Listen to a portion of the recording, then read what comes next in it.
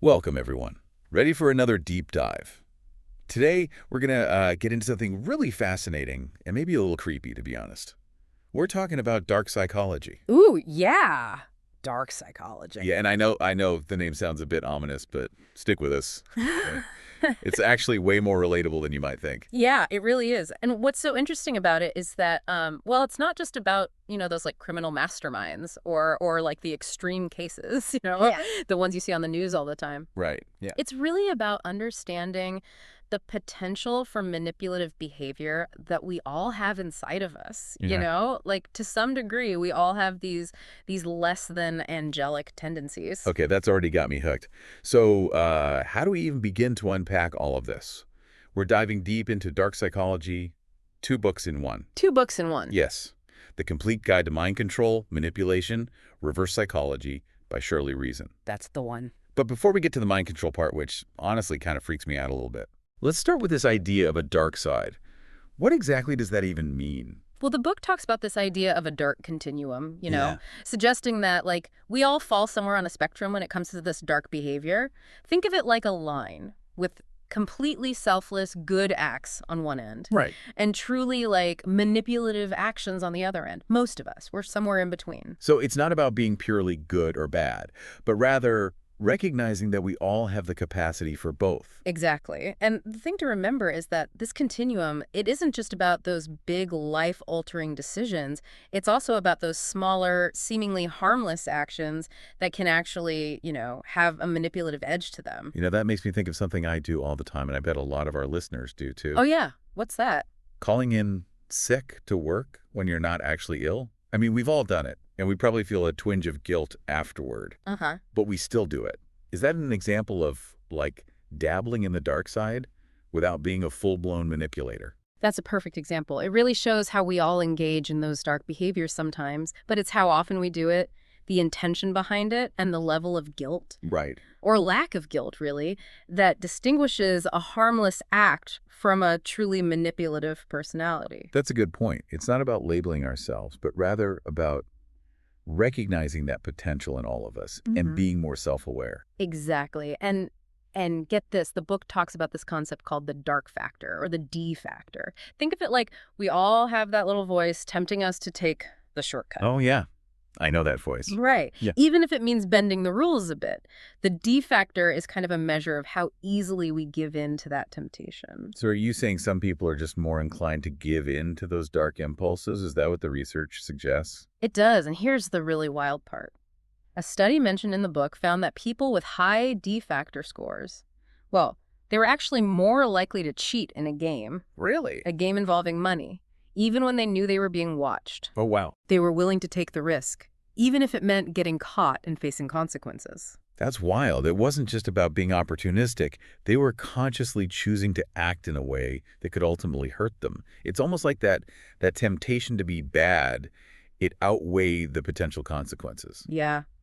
It's a fascinating look into human nature, isn't it? It really challenges that whole idea that we always act rationally, in our own best interest. Sometimes those darker impulses, they just take over. So we've talked about this dark continuum and this D factor, which suggests that to a certain extent, we all have this potential for darkness.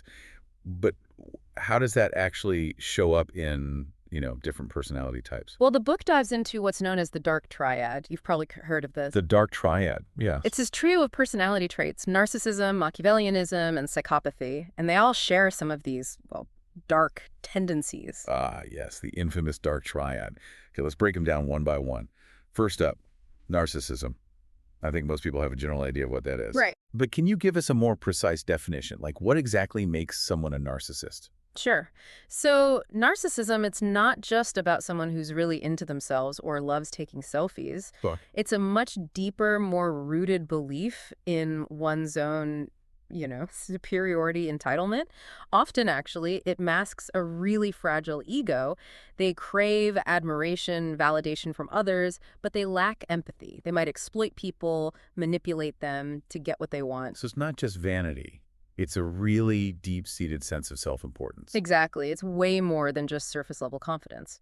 Now, the next member of the dark triad is Machiavellianism. And this one is all about manipulation and cunning. Yeah, that whole the ends justify the means kind of thinking, right? Exactly. Machiavellian individuals, they're strategic, calculating, and often very charming. They're really good at reading people, Uh-huh. and they use that knowledge to, well, influence and control others for their own personal gain, even if it means being unethical or dishonest. So they're like master puppeteers pulling strings to get what they want.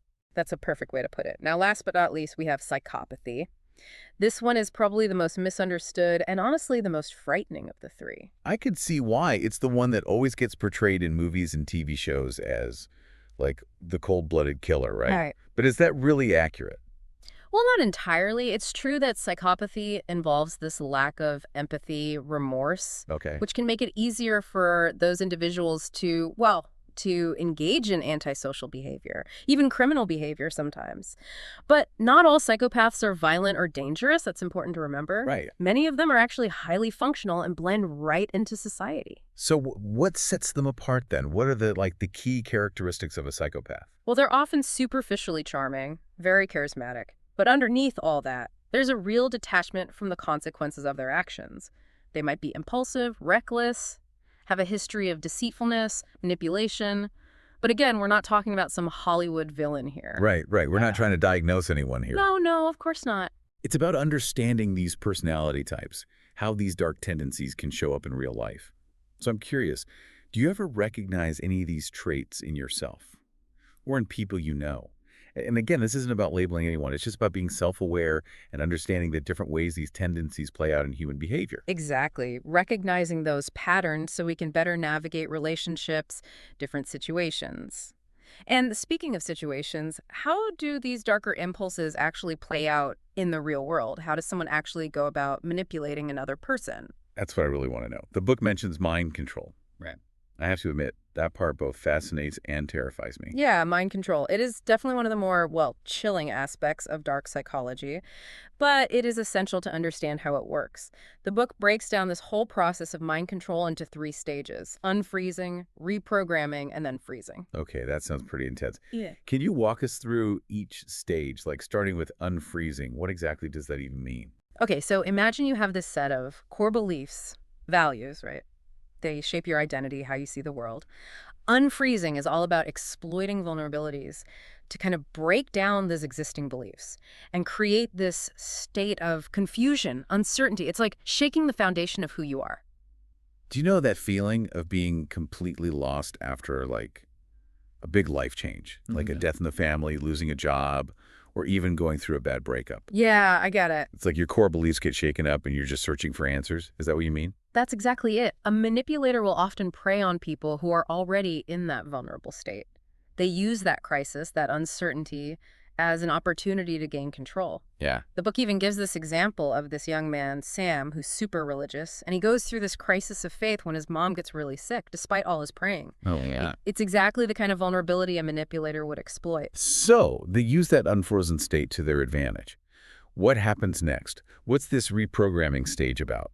So once those existing beliefs are unfrozen, the manipulator can start to plant their own ideas, their own values. It's like slowly replacing the victim's beliefs with their own, often through isolation, control. So it's like chipping away at someone's sense of self and replacing it with a version that serves the manipulator's agenda. You got it. That's a very accurate way to put it. They might isolate the victim from their friends, family, control what information they have access to, and just constantly reinforce their own ideology. It's gradual, but it can be really effective. And then what? What's the final freezing stage all about? Well, think of a block of ice. Once it's frozen solid, it's hard to change its shape, right? Yeah. The freezing stage is all about solidifying that new mindset, the manipulated one, making it resistant to change, outside influence. So the victim basically becomes a puppet, like they fully adopted this new belief system. Sadly, yes.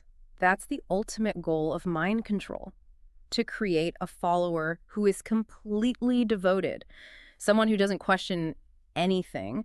And this isn't just some, theoretical concept. It happens in cults, in abusive relationships, and even in some political movements. Wow, this is pretty heavy stuff. Ah, I think we need to take a break here and let our listeners process all of this before we go any further. that was pretty intense, right?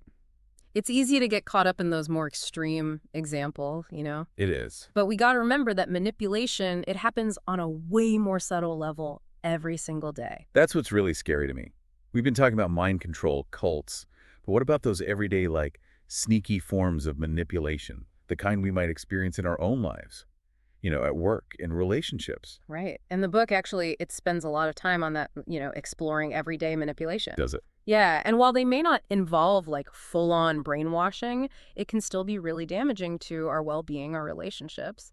So how do we even spot those sneakier types of manipulation? Are there, red flags we should watch out for? Well, one of the most common tactics is something called love bombing. Have you ever been in a situation where someone they just showered you with affection, Yeah. attention really early on, but then later you start to feel neglected or controlled? Oh my gosh, yes. I've totally been there. It's like they sweep you off your feet with all the compliments, the grand gestures, but then once they feel like they've got you hooked, they change. It's almost like they use that initial burst of affection to make you dependent on them. Exactly. You totally get it. It's a classic manipulation tactic. They create this intense, almost addictive feeling of love, validation, and then they use that dependency to control and manipulate you. What's so messed up is that it can be hard to see at first because it feels so good. I know. You get caught up in all of it. It plays on that very human desire for connection, for affection. Right, right. But once those rose-colored glasses come off, you start to see the controlling behaviors. So what are some other red flags? What else should we watch out for? Another really sneaky tactic is gaslighting. It's a type of psychological manipulation where the manipulator tries to make you doubt your own perceptions, even your memory. It's like they're trying to warp your reality. Exactly. They might deny things they said, twist events, or even accuse you of being crazy or too sensitive when you try to call them out on it. Oh man, I've heard of this. It's so messed up. Why would anyone do that to another person? It all comes down to power and control. By making you question your own sanity, they chip away at your confidence. They make you more reliant on them. So they're basically isolating you from your own sense of self. Exactly. And the longer this goes on, the more you start to doubt your own judgment, your instincts. Okay, so love bombing and gaslighting. Those are two huge red flags. Anything else we should be on the lookout for? Well, there's the classic guilt trip. I think we've all experienced this one. It's about making you feel responsible for the manipulator's feelings, their actions. Ugh, I know this one way too well. If you really love me, you would. Or, I'm only doing this because I care about you. Just hearing those phrases makes my skin crawl. Right.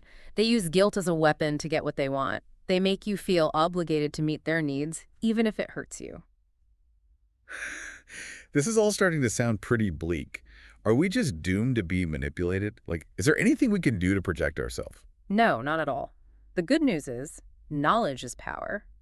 By understanding these tactics, we can start to recognize them and take steps to protect ourselves. Okay, good. Let's talk solutions. Mm. What are some practical things we can do to protect ourselves from manipulation? Well, one of the most important things, and this might sound simple, but it's huge. Trust your gut. If something feels off, it probably is. Don't ignore those red flags. I mean, that's easier said than done, right? Mhm. Sometimes we can be so caught up in wanting to see the best in people that we ignore those warning signs. I know, it's true. But it's so important to remember that you have the right to feel safe, respected in any relationship. If someone is constantly making you feel uncomfortable or making you question your own sanity, that's a major red flag. Okay, so trust your gut. What else can we do? Setting boundaries is key. Clearly define what you will and will not tolerate in your relationships.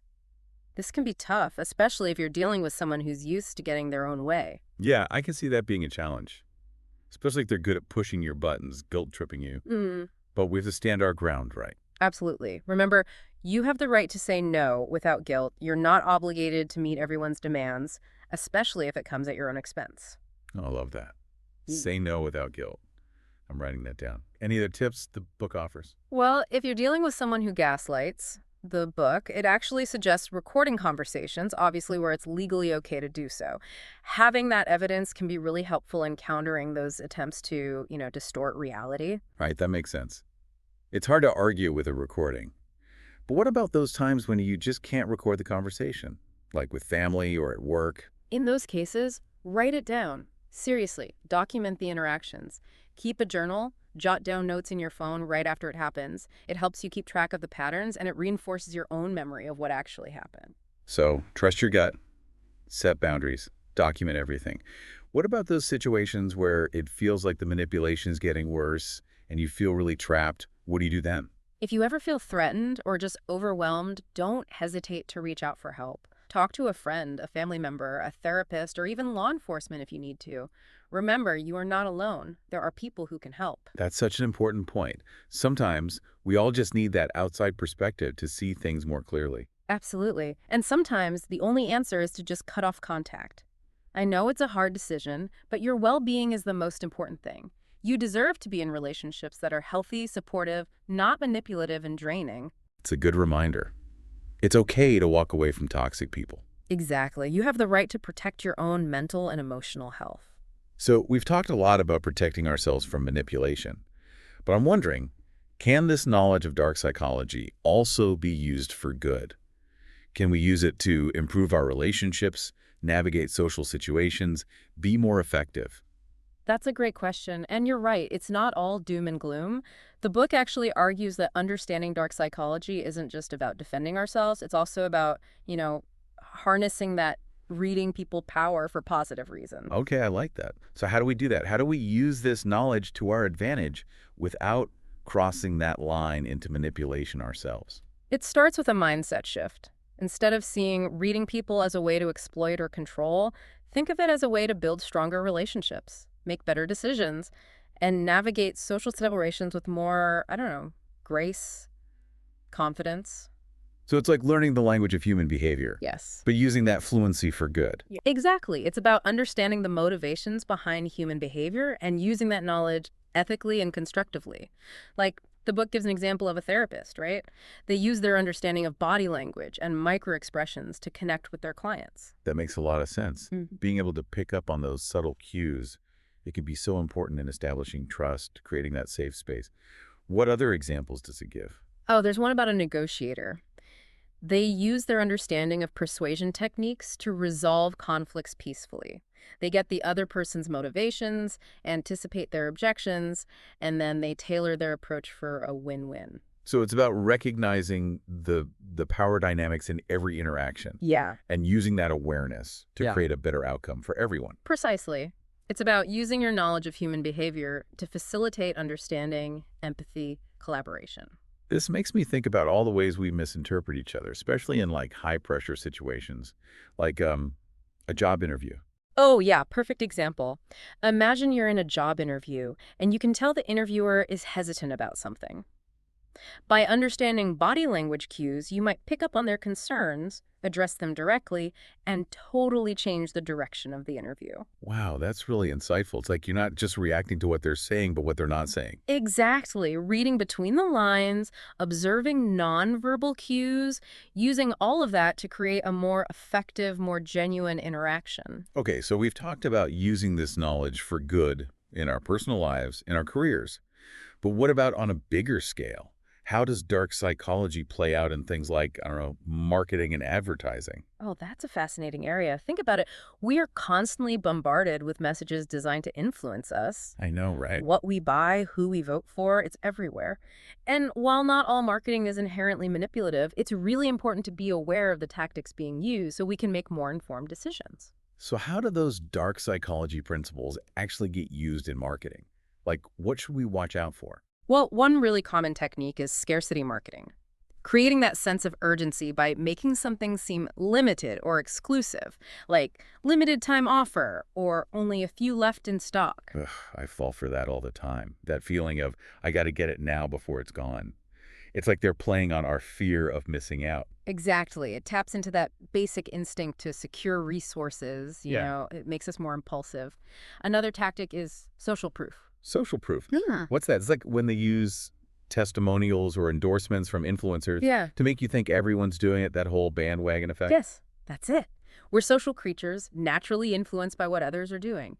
If we see that everyone loves a certain product or service, we're more likely to try it too. So how do we become smarter consumers? How do we not fall for these marketing tricks? It starts with awareness. By understanding the tactics, we can recognize them and take a step back before making a decision. Ask yourself, do I really need this? Or am I just being swayed by clever marketing? And do your research. Hmm. Don't just rely on flashy ads or what some influencer's telling you.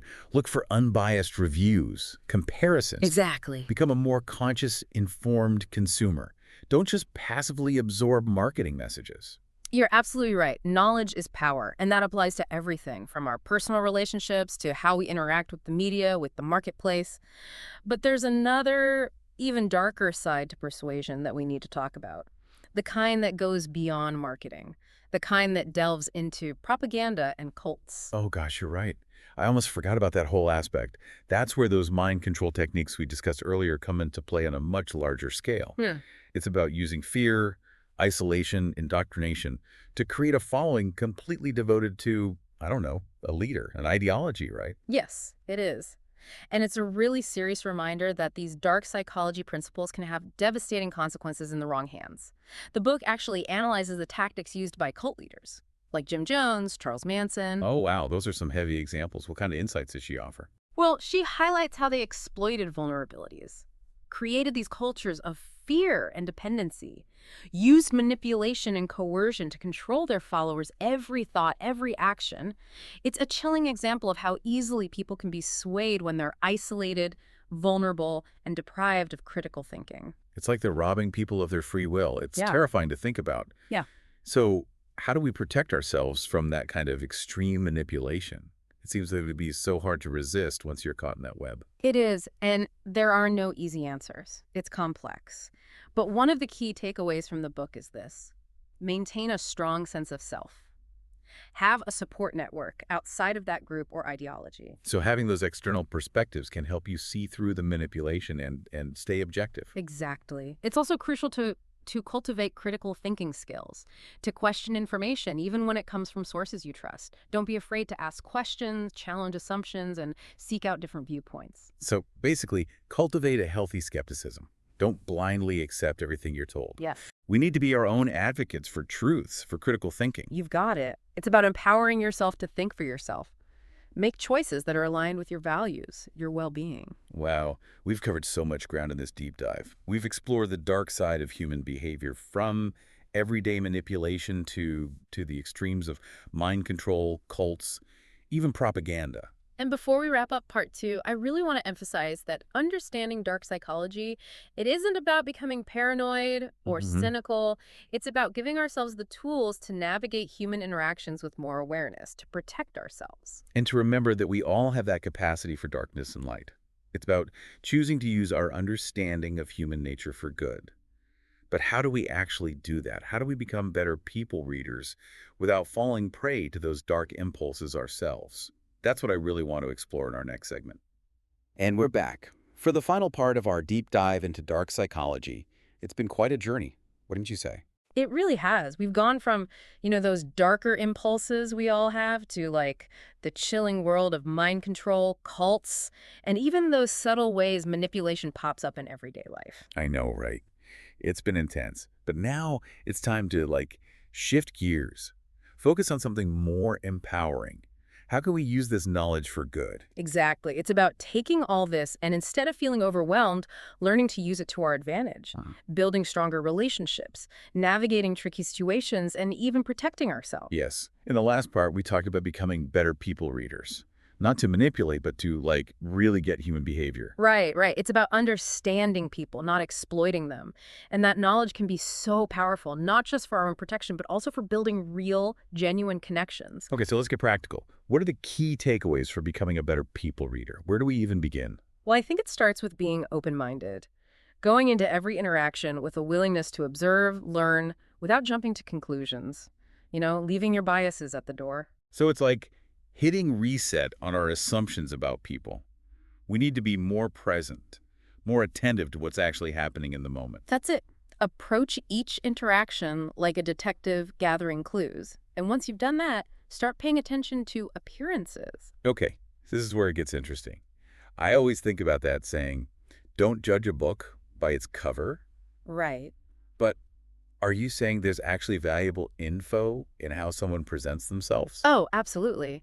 It's not about judging, but observing.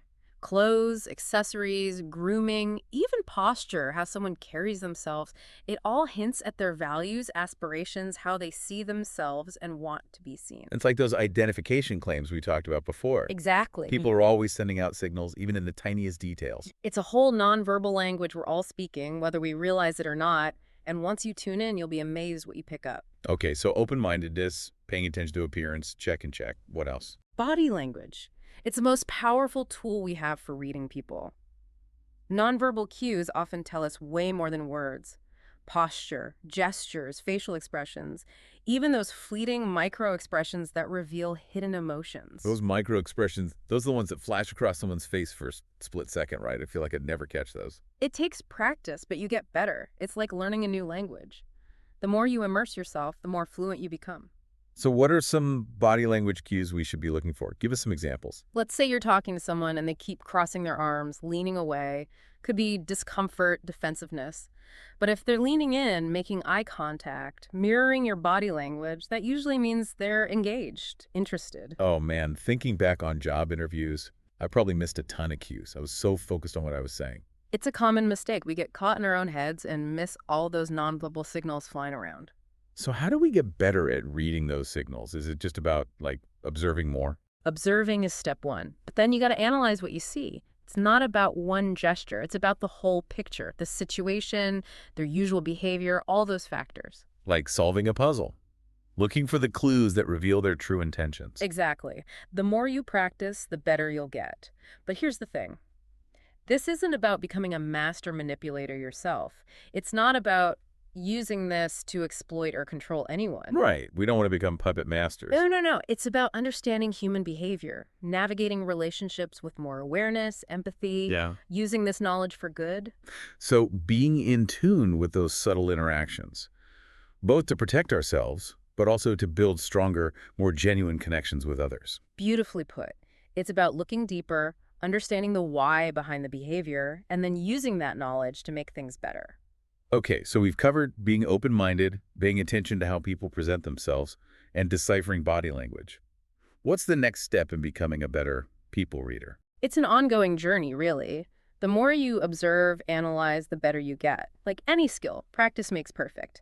But the most important thing, approach it with genuine curiosity, a real desire to understand the human experience. Not being cynical, suspicious of everyone, but approaching each interaction with, like, a sense of wonder, a Ah. desire to really connect. Yes, exactly that. It's about seeing the beauty, the complexity of human nature, even in those darker aspects. This has been so insightful, seriously. I feel like I have a whole new perspective on people.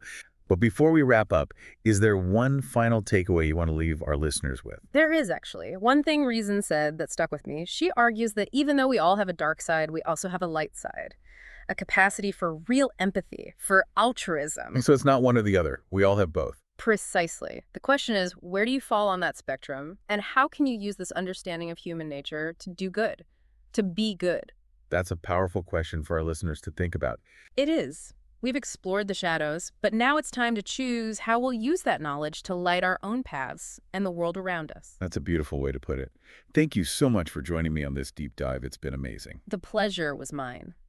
And to all our listeners out there, keep exploring, keep asking questions, and keep choosing to use your knowledge for good.